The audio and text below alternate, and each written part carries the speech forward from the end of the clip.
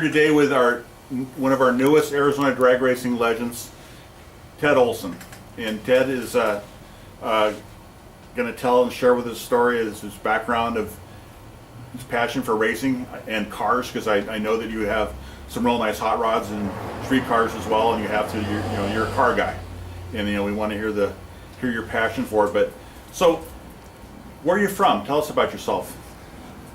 Well, I was born in Iowa, and I inhaled a peanut into my lung when I was 6. I was in the hospital for a year, and because my lungs were weak, my folks decided to bring me out to Arizona, and so we came here in '47. And at the same time, my father, who was a truck driver in Iowa, in those days they loaded all and unloaded all the freight themselves. Anyway, his back was gone and he was going to change professions. So he went to work in the carpet business. I remember sitting on Central, which was 2 lanes wide at the time. He was in this real fancy furniture business trying to get a job laying carpet, and I looked up at the street sign and said Phoenix, Arizona, 45,000 people. And then we moved here, and we lived clear out on the edge of town, which was 18th Street and Indian School. Wow. And I remember the road to Scottsdale was a 2-lane concrete highway that ran along the canal there. And there was the Pink Pony and a Chevron station was Scottsdale. That was it. But so I went to a grade school called William T. Mackin on 18th Street, I believe, and 20th Street in Thomas. But went to North Phoenix High School. So you were a Mustang. I was a Mustang. There you go. And a car. Reference to a car and a good horse, right? Well, actually, when I graduated out of grade school, I thought I went to Phoenix Technical School for the first semester. I used to ride my bike from Indian School down to Van Buren every day. But I basically missed all my friends who were going to North Phoenix High School, so I got out of there, went back to North High. And then about, would be 1954, I met Albert Ischenbaugh and another friend of mine, Byron Bowes. They both had Mustang motorcycles, and they were on 19th Street, and I ran into them, and then we just kind of clicked and got together. And at the same time as that was happening, we got into micro midgets, and contrary to some things that have been said on the internet and everything, we were the first in the nation, period. And we have proof because Popular Mechanics flew somebody out here and took pictures of us. We had a 20th of a mile racetrack that we built. There were probably 20 cars, all built out of whatever things. Actually, our first car was a couple of street signs that came off the state. And we got to, always had to have, then we learned how to weld because there was a welding shop that was called, his name was George DeFries, they called Let George Do It. And then his son just gotten out of the Air Force, Don DeFries, and he was running the shop, but he was 7-8 years older than us. But then because of the welding shop and the cars were always breaking down, we all learned how to weld, to keep the cars running. And that went on for a couple of years. So the micro midgets was at, it was a 20th of a mile. Yes, it was a 20th of a mile. And we had a bank track, and it was on the canal, which would be like 18th Street in Alsburg. On some, there was a church down there, and they allowed us to build this on some of their property back there. Back before we had lawyers and lawsuits and worry about, you know. And liability and all that Yeah, stuff. all the, No, it was. they took all the fun out of it. It was a good time, and then the cars would break down, and we'd jump up on the canal and drive them down the canal to Indian School in 16th Street, where the welding shop was, and get them welded up, and then drive them back to canal. And a couple of times they ended up in the canal. Be driving along, the steering would break, and you'd be in the canal. So we did that for a while. Then about 1955, Albert and I, well, I lived about a block from another friend, became a friend of ours called J.R. Bloom, who was real big in the racing. He had a little, I believe it was a Bantam coupe, had a straight 8 Buick, and he was big on straight 8 Buicks, and he made him run pretty good. And I lived just like a half a block from him, and so we were hanging around there, and Albert and I came up with a straight 8 Buick engine, which is a whole nother story, but So you had an engine. we had an engine, and then we bought a 34 four-door sedan from JR's brother-in-law, and this thing was was gutted so bad. We used to take it off the frame, and the body had just laid down. It was nothing. But we put the Buick in there, and JR lent us 5 carburetors on this Buick, and then Perryville drag strip was just starting at that time. I remember the first time we took the car out, we didn't have a trip. We didn't have any money. We pulled the car with a rope to Perryville, which is like, it's a Verado way now. I think it's 26 miles or something. I pulled it with a rope out there, and it was, unsprung, or just driving, it just beat you to death. Beat you to death going down the road. Yeah. And but we ran it, and it got to running pretty good. It ran 104 miles an hour, and that'd be in 1955 on gas. On gas. Yeah, and it was it was a lot of fun. So then Albert and I decided to build a dragster, and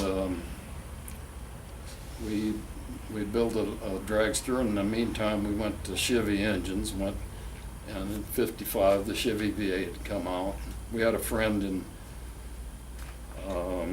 Chevrolet dealership, Cabedo Chevrolet, and a friend by the name of Don Gilkey, and he was in the parts department. He used to get us all the used parts and stuff that were left over from the dealership, and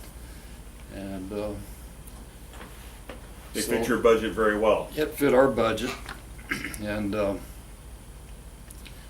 so we put the dragster together, and it was, for its time, was a pretty nice looking dragster.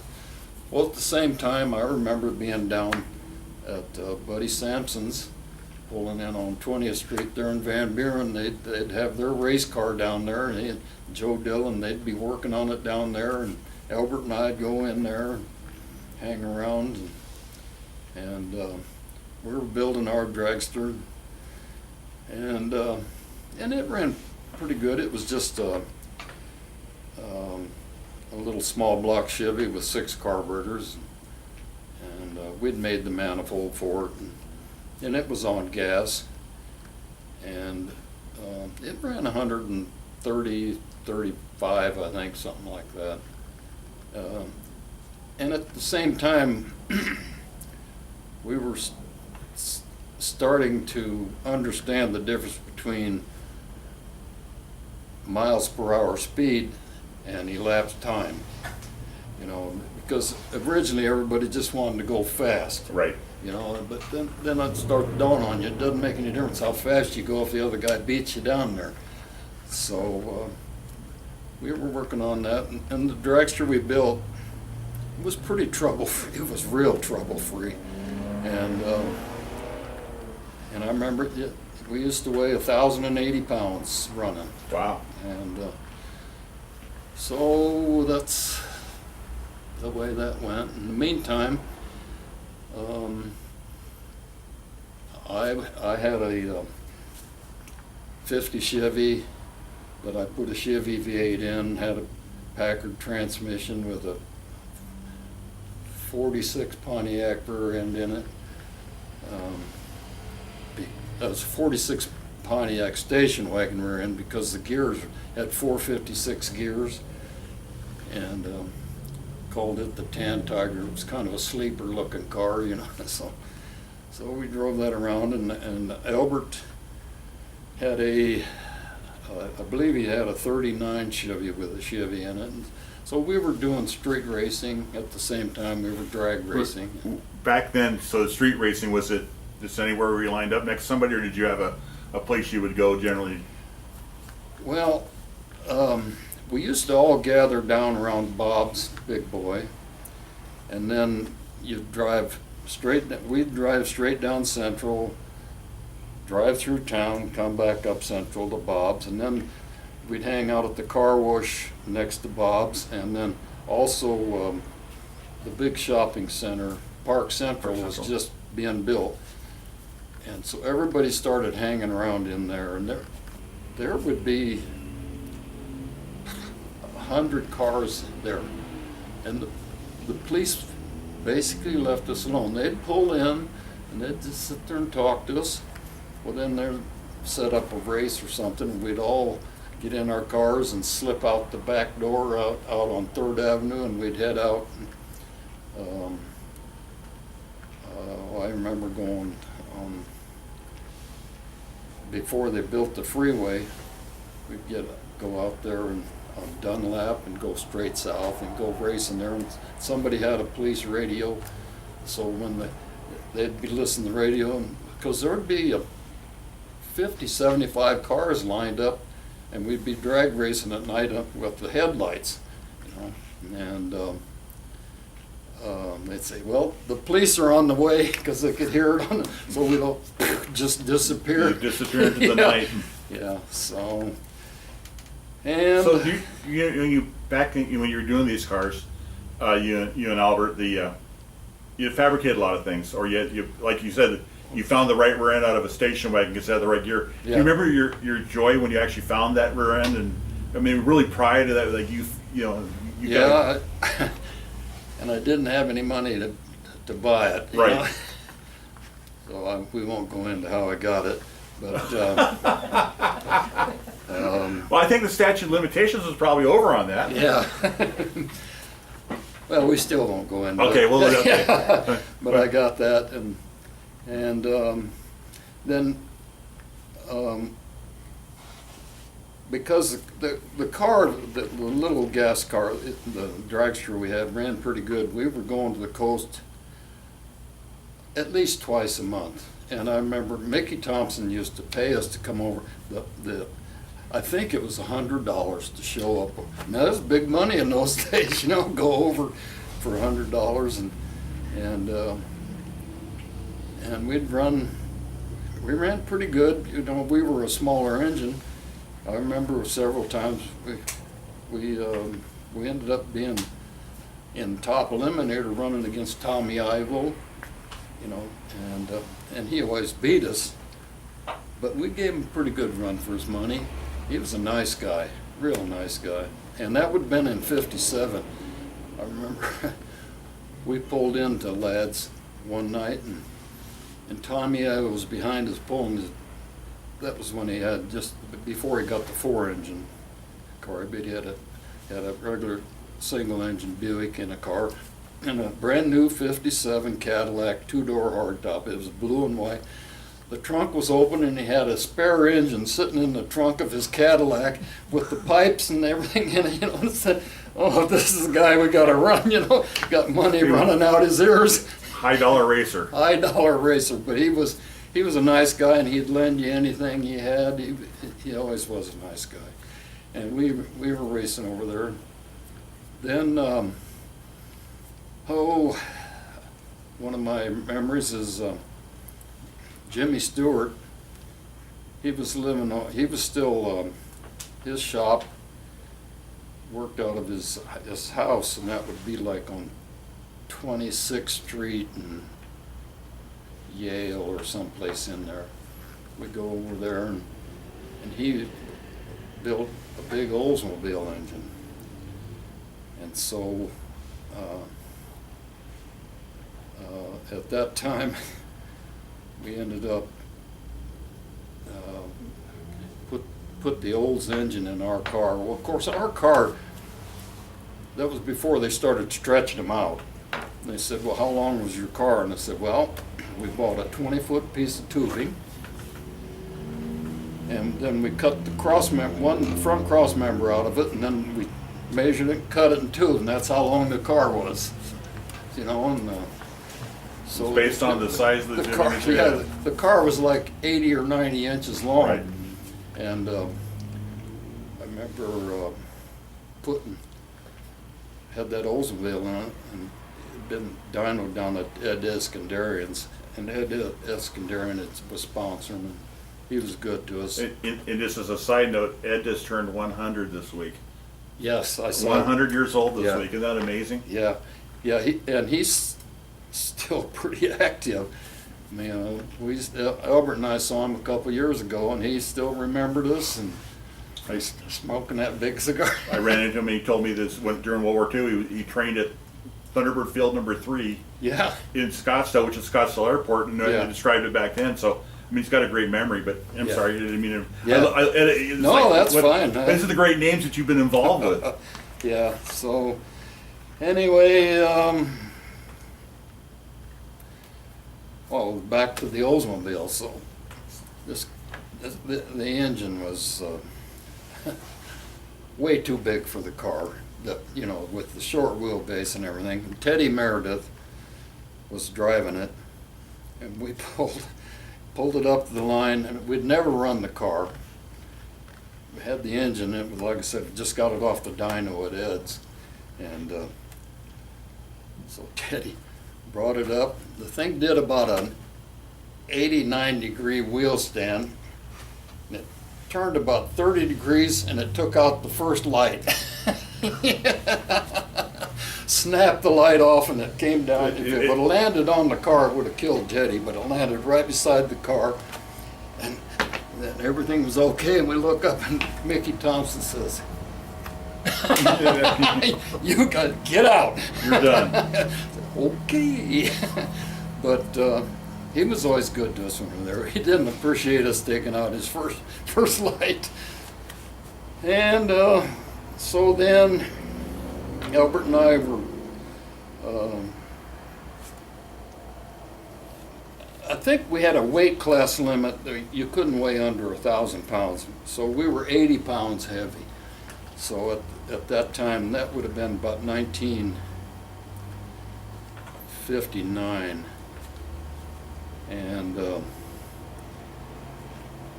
I had, when I got out of high school, I didn't go to school. I went to work for Arizona Public Service for a year, and then I had decided during that year that this isn't what I want. I wanted to go back to school.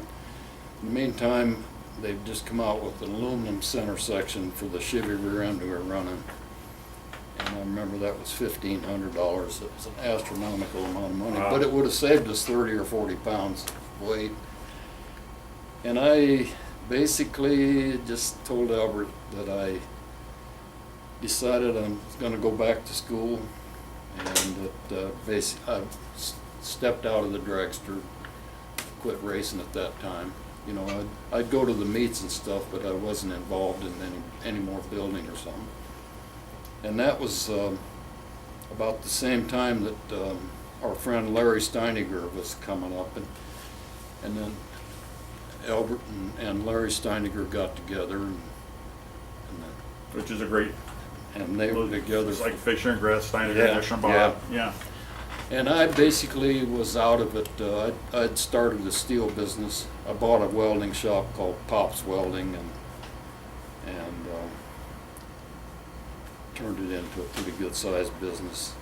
And in the meantime, I got married, and then I graduated out of Phoenix College.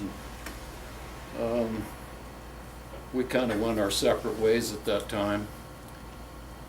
And then many years later, like 40 years later, Albert was still racing, and so he and I got back together, but gotten out of drag racing. Drag racing turned too commercial. Right. You know, it was way out of our budget line. Even it was getting that way even in 1960. If you had a lot of money, you could go faster. We never had a lot of money, so in about 2000, Albert and Larry bought a roadster for Bonneville, and Bonneville reminded me a lot of drag racing in the early 60s. It was just a good old boys club, and everybody, you could park next to the guy that you're racing against his record, and he'd lend you anything he had. It didn't make any difference. And so then in the last 20 years, we fooled around with the Bonneville stuff, and we set some records in that. That had to be a lot of fun. The challenge of this, you going against a record, you know. Yeah. Right. So But in the meantime, your passion for cars, Bonneville, drag racing in Bonneville, but I hear stories of some other nice cars. Oh yeah. Well, mostly on the street in those years. I don't know. Let's see. Had the 50 Chevy, then I got a Roadster I built with a Chevy in it. Then I got another 49 Chevy, and then I really got into the business and raising a family. I got out of that for a while. Then now lately I've been building. I have a Nomad I built, and I put an LS3 525 in it. And in fact, going to Reno with that here. The Nomad convention's coming up here just the week before Hot August Nights. Yeah. Yeah, I'm aware of that. That's got to be a great. Yeah, John and I are going up. Right. He asked me. I was going to go up, leave Saturday morning. He said, you know, if you could leave Friday morning, then we could go together. This is our friend John Chambers, who knows. He's probably the walking registry of nomads in the country. I mean, he knows nomads. Yes. Yes, he does. Yes. Yeah, he's been a good friend, and it's been a lot of fun. So, and the Nomad's done now. Actually, I'm trying to sell it, but You shouldn't have any problem. well, I want a lot of money for it. It's all relative. There are Yeah. people that want to spend a lot of money in cars. I put a lot of money in it. I always get carried away, you know. And what's another 100 here? What's another 500 there? You know, and all of a sudden I got a whole lot of money in it. Well, the one thing about any of the cars you had along the way, especially like the Nomad, they're not making them anymore. No, that's And it's a definitely yeah. I've heard about the car. I can't wait to see it sometime. I know it's a beautiful car from what I've told you. So your pride, the thing is you're a gearhead. You know, a lot of us Yeah. have taken time off along the way to raise our family and family first, but when we get to a certain time, it's about me again. Yeah, And yeah. there's nothing wrong with it. And that's the great story. A lot, you Yeah. can't get the car out of most people. You're a car guy. Yeah. So I got the Nomad done, and now I've got a 68 El Camino that I just put a 454 in it with a 400 transmission. That's what I'm working on. So, and actually I have more fun driving that than any street car I've ever had. It's been